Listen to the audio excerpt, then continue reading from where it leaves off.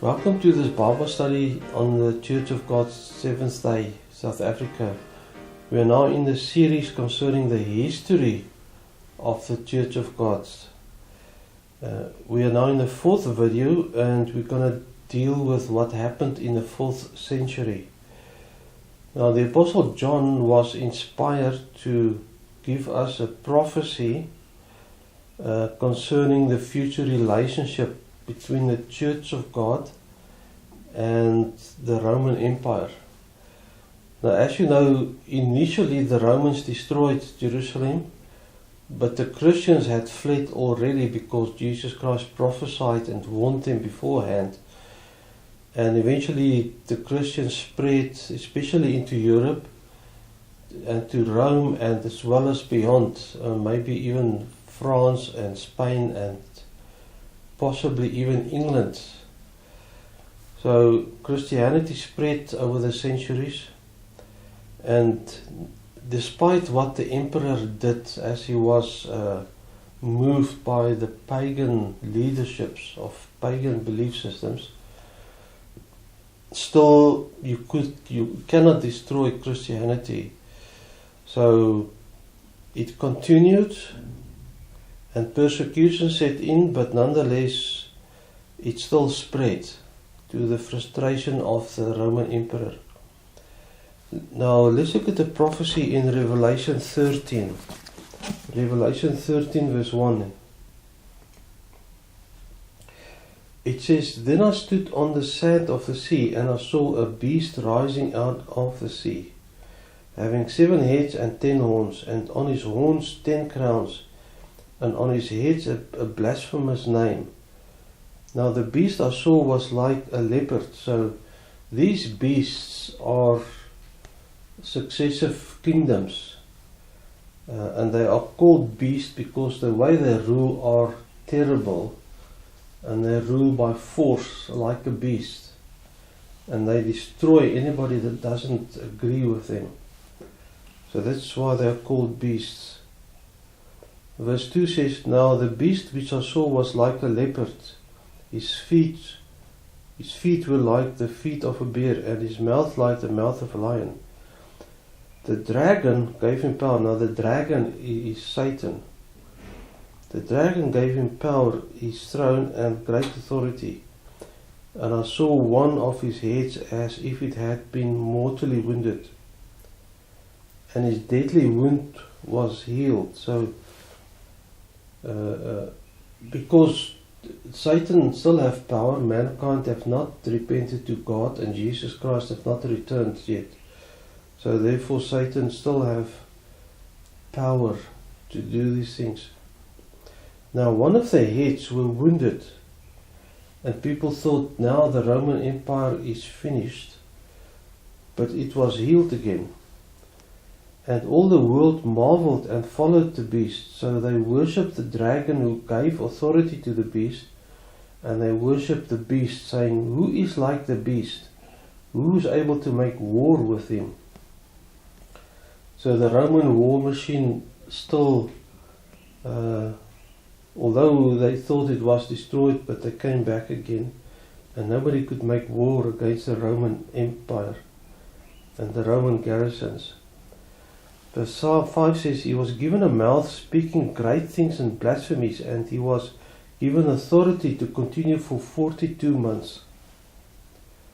So the 42 months, if you take a prophetic month is 30 days, and you take 42 months, you multiply that with 30, then you get 1,260 days, and that's a period of the dark Middle Ages that was to come. Let me read on. He says, "Then he opened his mouth in blasphemy against God, to blaspheme his name and those who dwell in heaven, and it was granted to him to make war with the saints and to overcome them." So the Roman Empire would make war with the saints and to overcome them. So they very much diminished the Church of God and chased the Christians into the four corners of the world over a long period, obviously. And all who dwell on the earth worship him, whose names have not been written in the book of life of the Lamb, slain from the foundation of the world. If anyone has an ear, let him hear. He who leads into captivity shall go into captivity. He who kills with the sword must be killed with the sword. Here is the patience and the faith of the saints. Then I saw another beast coming up out of the earth, and he had two horns like a lamb and spoke like a dragon. And he exercises all the authority of the first beast and his presence, and causes the earth and those who dwell in it to worship the first beast, whose deadly wound was healed. He performs great signs, so that he even makes fire come down from heaven on the earth and in the sight of men. And he deceives those who dwell on the earth by those signs which was granted to do in the sight of the beast, telling those who dwell on the earth to make an image of the beast who was wounded by the sword and lived. So that form of life, the governance, the whole story was given to other nations, and they had to follow the same procedure and way of governance and everything, and also religions.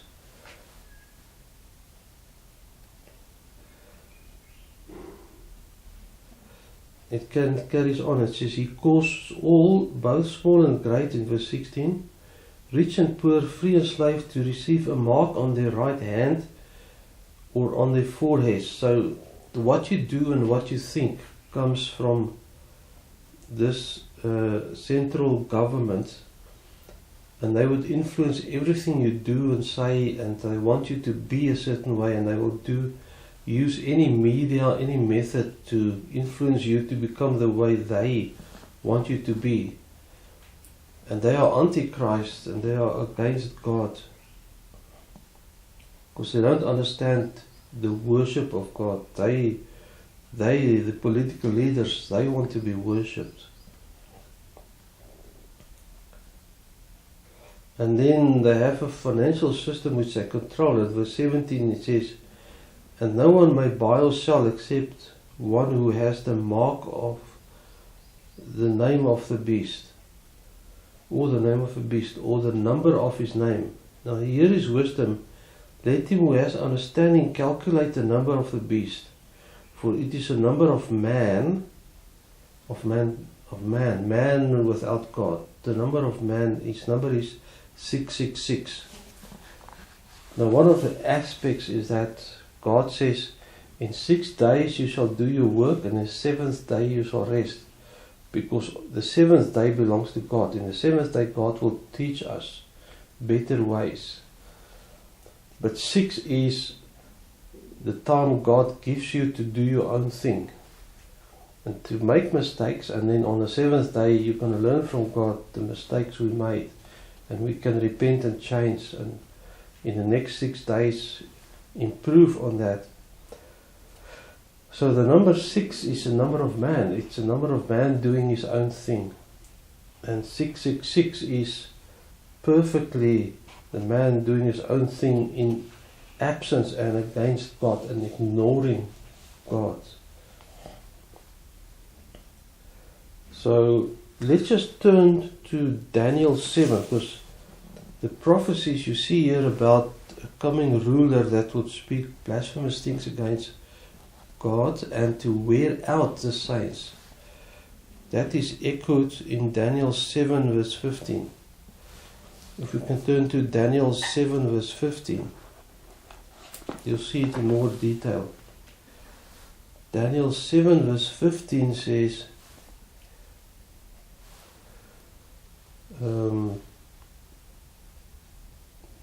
I'll start from verse 14.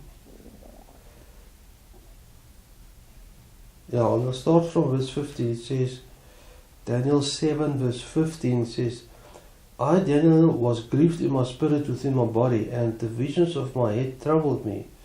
I came near to one of those who stood by and asked him the truth of all of this.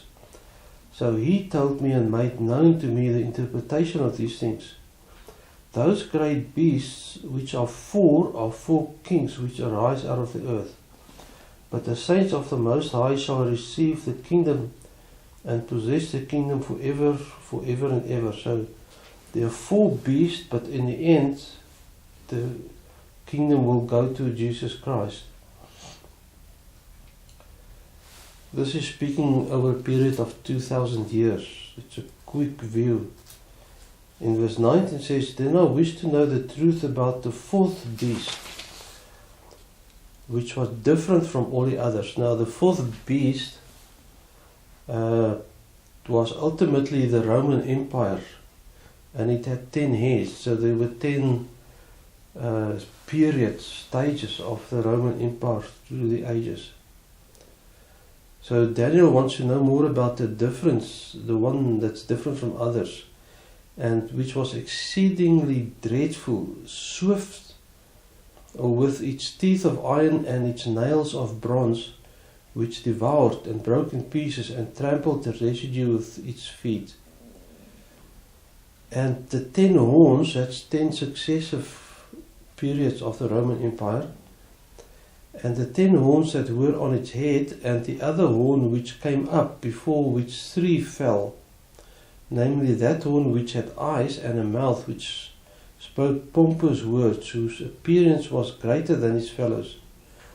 I was watching, and the same horn was making war against the saints, particularly the saints, and prevailing against them until the Ancient of Days come, and a judgment was made in favor of the saints of the Most High, and the time came for the saints to possess the kingdom. So that's when Jesus Christ returns. And it says here, the fourth beast shall be a fourth kingdom on the earth, all the Roman empires, which shall be different from the other kingdoms, and shall devour the whole earth, and trample it, and break it in pieces. The 10 horns are 10 kings which shall arise from this kingdom, and another shall arise after them. He shall be different from the first ones, and shall subdue 3 kings. He shall speak pompous words against the Most High, shall persecute the saints of the Most High, and shall inherit to change times and laws. Then the saints shall be given into his hand for a time, and times and half a time. Again, a time is a year, times is 2 years, and another half a year. So if you take a prophetic year and you work it down into calculated days of 3.5 years, again we look at 1,260 years, and that's again the time of the Dark Middle Ages, brought on by the Roman Empire when they made the big mistake and persecuted the Christians. And just look at it. It says he shall change times and law, and he shall wear out the saints. He was changing the times and the laws of Christianity, and he wear out the saints. So it is generally understood that this person, this emperor, was Emperor Constantine in the 4th century, and he changed times, which is days or specific times which he brought in for Christianity, and laws. So he brought in different laws for Christianity. So what actually happened was, Emperor Constantine saw that Christianity continued to spread despite all the persecution, and then he did what any politician do. He brought in the paganized Christian leadership and the true Christian leadership, and he set forth councils. Now that's all nice and political and democratic process. And then they had to argue, and he developed a Christianity between the various factions that compromised between the pagans and the true Christians, the leadership. So that's what politicians do, but they don't know God, that God's word is true and forever the same. And God does not compromise. If you compromise, it's not going to work.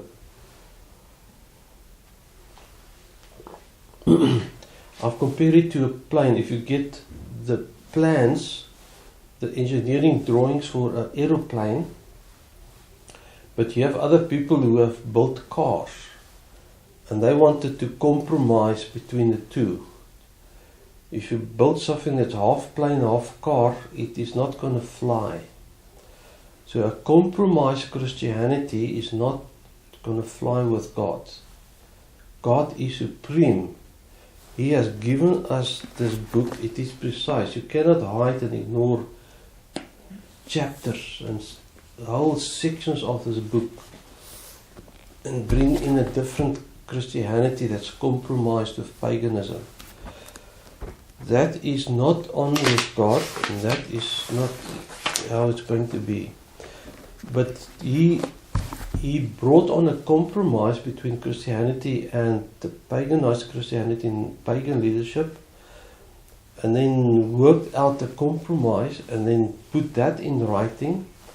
And from the Saturday Sabbath they decided to keep Sunday because the pagans kept Sunday, the paganized Christianity kept Sunday, but the true Christians kept Saturday. So the overall majority by vote of popularity is set on Sunday.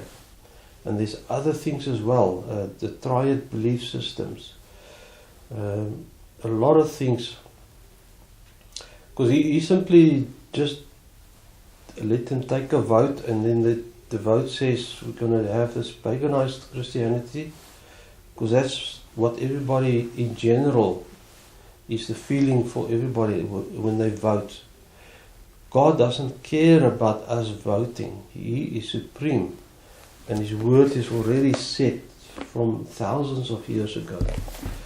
But nonetheless, this politician, Emperor Constantine, then eventually developed a type of compromised Christianity, and then he enforced it, and he sent out his soldiers, and people had to obey that form of paganized Christianity throughout Europe, and that caused the people to flee even further.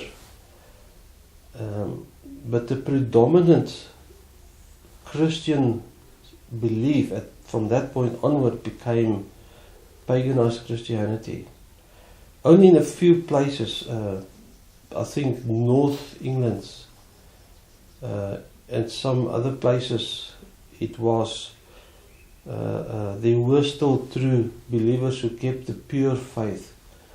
But the whole empire, the Roman Empire throughout Europe, established paganized Christianity as a standard.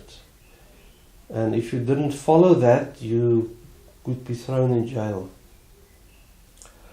So that was the influence on the Church of God. The Church of God had to flee further beyond, out of Rome into other places. And then because of that began the Dark Middle Ages that lasted 1,260 years. So if you look from the middle of the 4th century and you count 1,260 years, you'll end up halfway through the 16th century when the Reform came. So there's not much I can say of those Dark Middle Ages. The history of the Church of God is very thin. And we're just going to leave it at that. In the next video, we're going to look from the Reform onwards, from the 1600s on the 16th century. So, see you next time. We'll discuss how things developed for the Church of God from that point onwards. See you in the next video.